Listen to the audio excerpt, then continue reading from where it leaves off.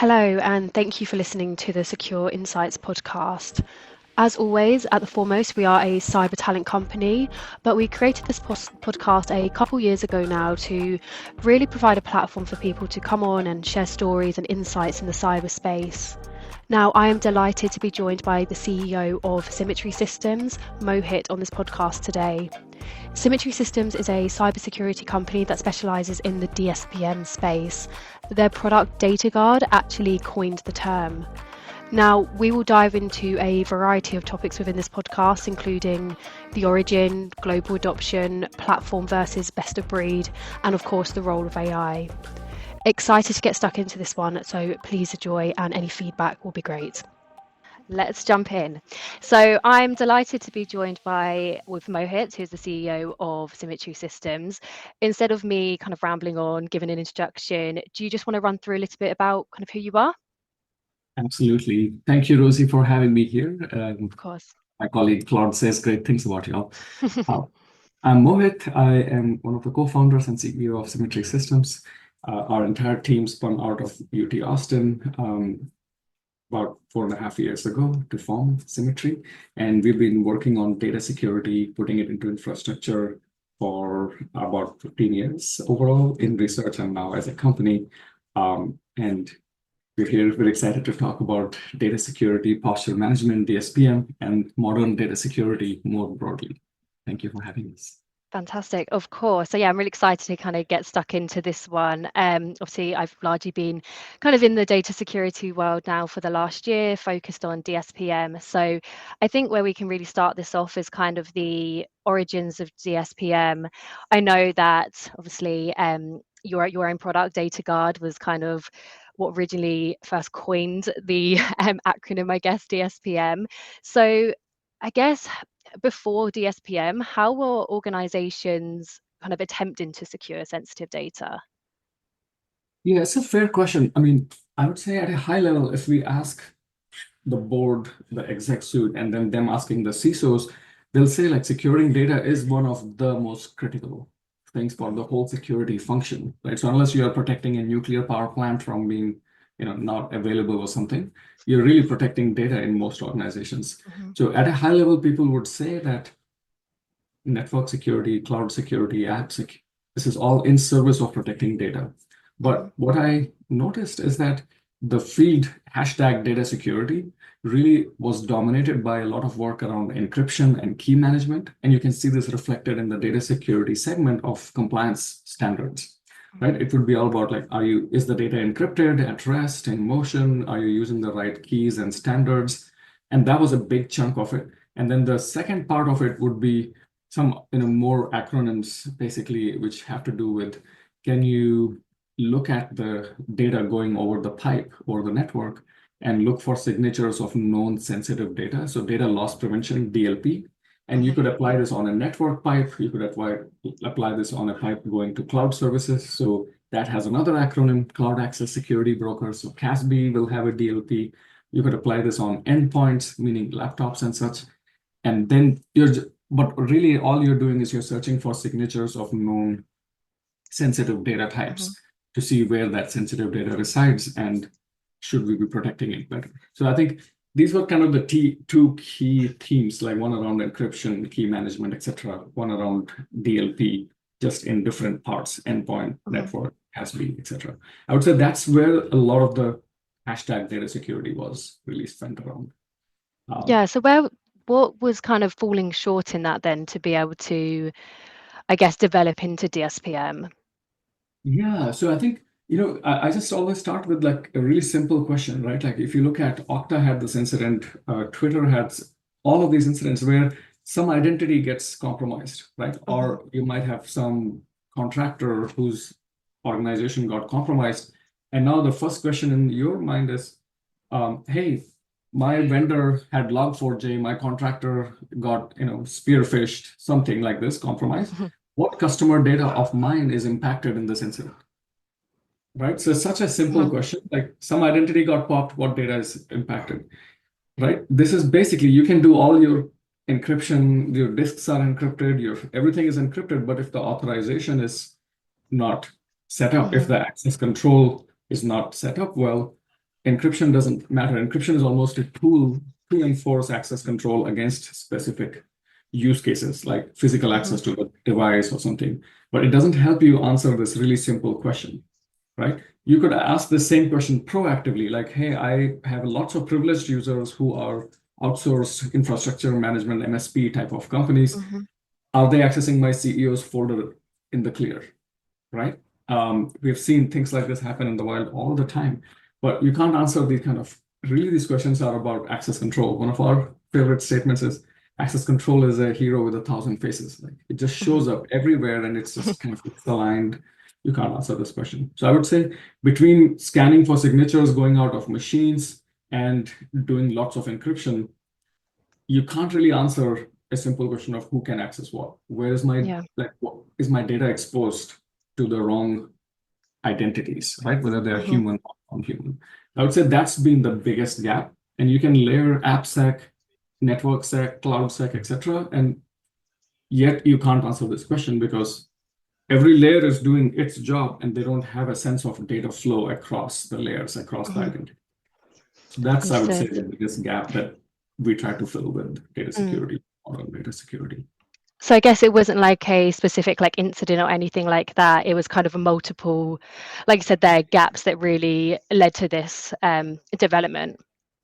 Yeah, absolutely. I mean, we when we were doing information flow research at UT, we would continuously come back and pound the, we were funded by and talk to Google, Facebook, and all these orgs, talk to CISOs, we talked to big defense contractors. Just going through several people, it just was, the train was so strongly set to go in the, we do AppSec, we do NetworkSec, we do infra like CloudSec, etc. That pointing this, it was like it took a lot of relentless kind of effort. And every incident that comes out, you have to write a blog showing like, hey, the Snowflake incident, it's not about MFA being bad. It's actually, MFA is not set up everywhere. It's just a matter of, right? But it's about what did those identities touch and did they leak? The Okta incident, it's really about your contractor got popped, but what did they access? Is it, no customers got impacted, 395 customers got impacted, 2 customers, like every month it's a new number, right? So once we keep going event after event after event, showing that it's really a question about data flow at the identity layer, like who is accessing what, who can, and who is. That's really what the game is about. And I think over time we pitched one set of VCs for the first round, then another one, then one person told us like unless Gartner coins it, it's not a category. So we spent a lot of time with Gartner analysts who are incredibly sharp, who can see and who really understand what's going on. So that's how they ended up coining this space.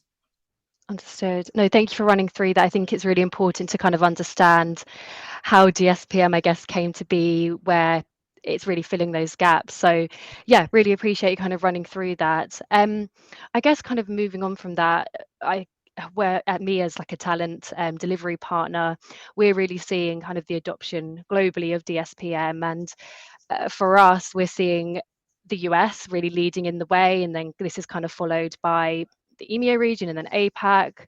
I don't know if you're kind of seeing similar things. Yeah, actually, it came through in the US. I would say in that sense, timeline wise, US might be, but right now the speed of adoption is just incredible all over the world. There's a lot of data sovereignty, data residency questions. So once you have now sort of know that you have data flows being watched, you can now overlay many different questions. It doesn't have to be a security question. It can also be a data residency, data sovereignty question. Is all my data residing in my environment? Is it being treated according to the laws of the region, etc.? And data like the SPM really helps with that. So we're seeing Middle East, EMEA, definitely Europe and Middle East growing really fast. I think APAC is huge. There's a lot of banking regulations are really tight over there. So that's really good. So it's both from the financial side and from the data residency side. And now we're seeing a lot, even in North America, Canada, and South America as well. Fantastic. What do you think the kind of the reason was that I guess it took EMEA and APAC to a little bit longer maybe to adopt this. Like when we've been speaking to people, they have the kind of knowledge of CSPM and kind of more CNAP solutions, but maybe not DSPM as much. Yeah, that's a good question. But I think overall, if you look at objectively in terms of timelines, Hmm. DSPM adoption is probably one of the fastest rate of adoptions of any technology wave, right? In Hmm. terms of security tech, right? I think CSPM, if you look at it, there were three waves, right? Until Wiz started in 2020. Yeah. And really the adoption really skyrocketed after that, right? They Hmm. came in and replaced a bunch of half-baked things. Compared to that, I mean, the whole field was coined in 22. We're only like 2 years out. Enterprise budgeting cycles take. Once you know of a problem and you convince and there's consensus, you Hmm. still need to wait until the next year to get the Hmm. budgets aligned, etc. You need to test all the vendors. So now, even if you are aligned, you haven't found the right vendor. So I wouldn't say it has taken almost too long. I mean, what I'm saying is that the rest of the world is catching up with US adoption very quickly because Yeah. US also has the same adoption cycle, like time cycles, right? Which is the budgets have to align and all this stuff. So this Hmm. year, I would say just globally, there's a huge pull for DSPM. 100%. Yeah, I think we're seeing quite a similar thing when probably this time last year, maybe these regions hadn't kind of heard of it, but yeah, definitely having conversations with candidates and clients now. Yeah, the knowledge is definitely expanding there. So you kind of touched upon as well different vendors and everything. So I think it's a good conversation as well as kind of a global adoption. We're thinking about how many kind of vendors are popping up, and there's obviously dedicated companies like yourself for DSPM, and then there's other companies that maybe have kind of DSPM uh, products or platforms within the companies. So I guess my question is, should organizations really invest in a DSPM dedicated solution or kind of more of a broader product stack? It's a really good question. I would say it the most important thing is if I'm sitting in let's say not in Symmetry in a different organization, Hmm. I would view it from a lens of what's my predominant driving use case and which persona can get working on this problem right away. Hmm. So if let's say I'm seeing that I have a lot of cloud and my cloud security team is the one that is poised to start acting, and you already have a CSPM product with an embedded DSPM, just start using it, Hmm. right? So I almost don't see this as a either or because there are DSPMs that are part of, let's say, Apollo or Wiz, like CSPM products, right? There are DSPMs that are now being pushed as part of a privacy product like Big Hmm. ID or OneTrust.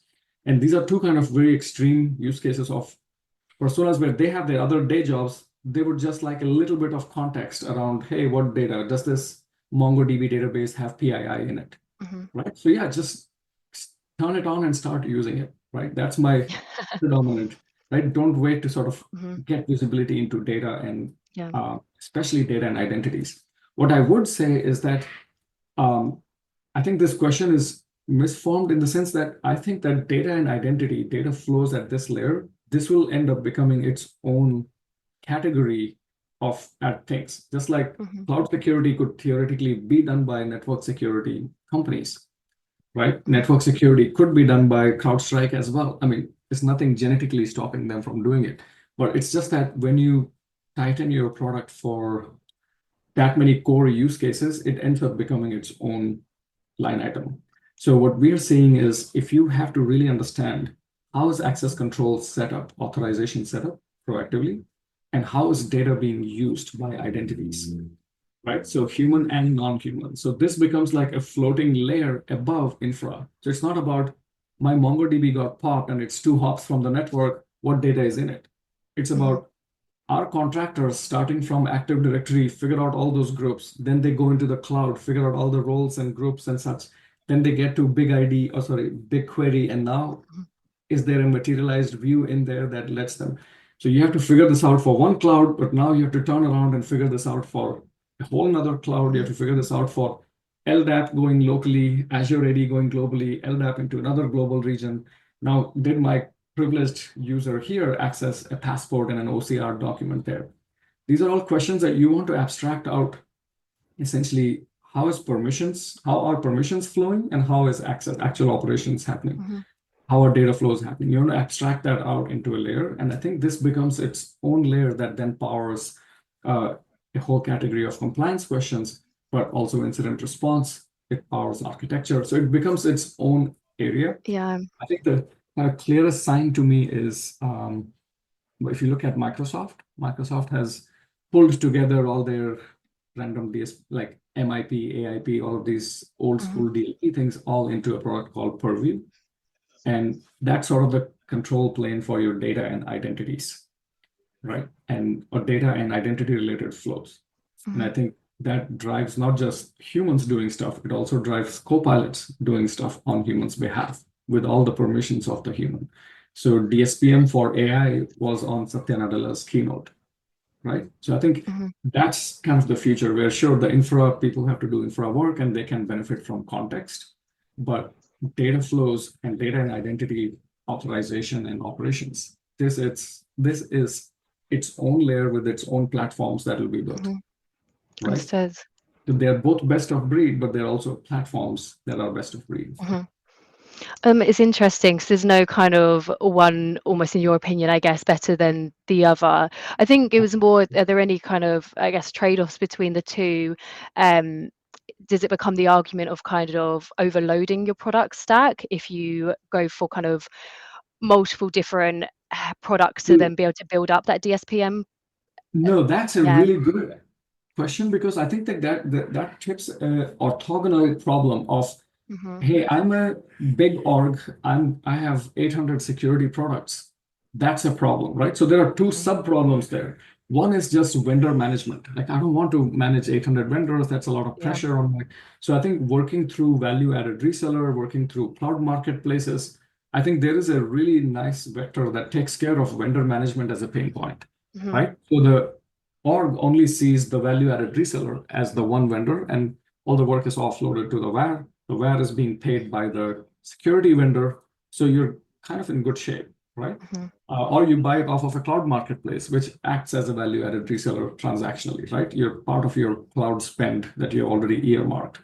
So I think that's the first pain that gets to be taken away. The bigger pain really is that the security products, they all want to be the single pane of glass and Hmm. build pretty UIs, and they're not built for integration. I think the bigger theme that we all security vendors have all to get on is on the integration train. And the Hmm. best part with AI is that whether you like it or not, AI will, if it needs to, it'll scrape the screen and build an integration for the company. Right. So Yeah. it's better if we just enable APIs. And if those APIs are, there is a MCP, there's a new protocol to make your APIs be AI friendly. You should just set your security product up like that. Hmm. So to the user, it shouldn't look like they're using 800 disjointed projects jumping from many single panes of glass. Yeah. They should feel like they have one integrated experience. And also the security data lakes team is really pushing towards that. Like all the products should just dump their findings and their supporting evidence into a security data lake where the end users, they can run AI assisted SQL queries or any investigations and such. So now you get best performance in an integrated fashion, right? So in other words, integration is almost the antidote to Hmm. platformization. Platformization is just a buzzword, right? It's basically settle for a crappy vendor because vendors suck. Am I right? Like Hmm. that doesn't get good security outcomes for anyone. What you want is great outcomes in security, and integration is an alternative pathway to that. Hmm. No, it's interesting. Thank you for running through that. And I guess you touched upon there kind of, I guess throughout the conversation as well, really the use of AI within DSPM, but kind of more widely, just the data security space as well. And I know it's something that Symmetry Systems is really is a hot topic at the moment for you guys as well. How is kind of AI being leveraged for DSPM? I guess it's kind of becoming almost like a security standard now for just to integrate AI. Yeah, so I think that's a really good point. I mean, I can talk about how we're thinking about this. Hmm. We have a huge driving goal that symmetry should not become one more vendor risk, source of vendor risk for our customers, meaning we don't pull our customers' data into our stack, into our cloud to analyze it, right? We push our analysis down to our vendors' environments and stay fully within our our customers' environments and stay fully within there for the work. So what that means is we don't actually take our customers' data and send it off to OpenAI to classify, right?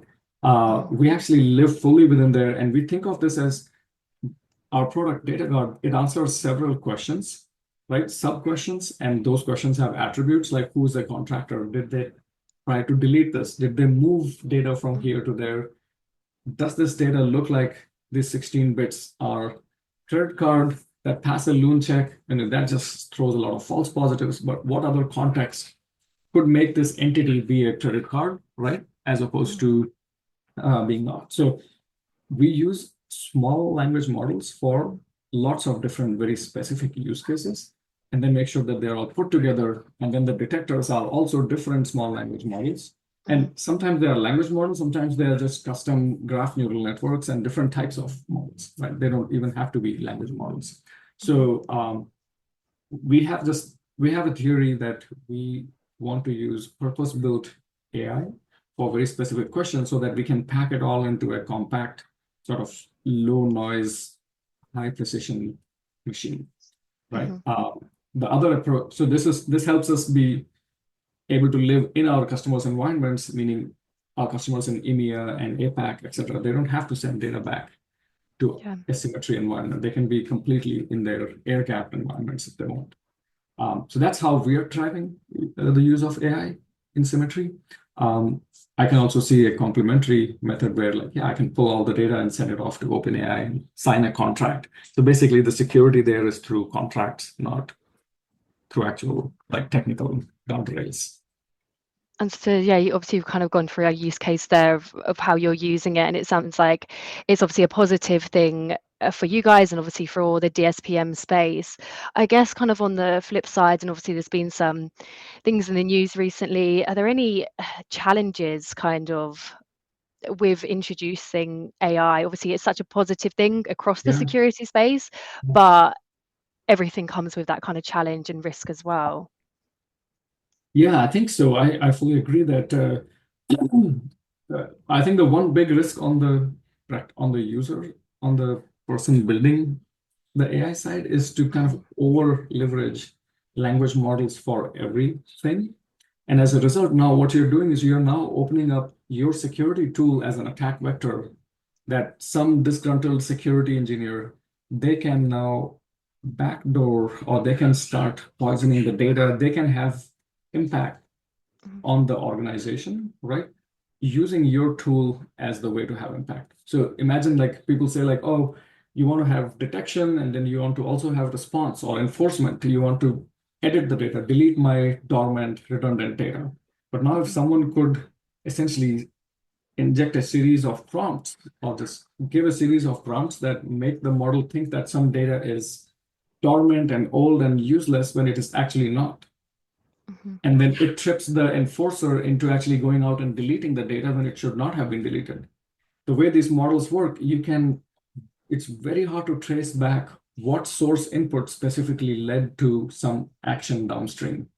So this security engineer could now be just deleting data, poisoning data, doing bad things to the victim organization with no attribution back to themselves. They could even get other people blamed for it, right? So you can do a lot of really bad things through the tool that is AI enabled, right? Especially because it's very hard to do root cause, like do back analysis of, like, yes, this specific prompt is what led to this bad thing.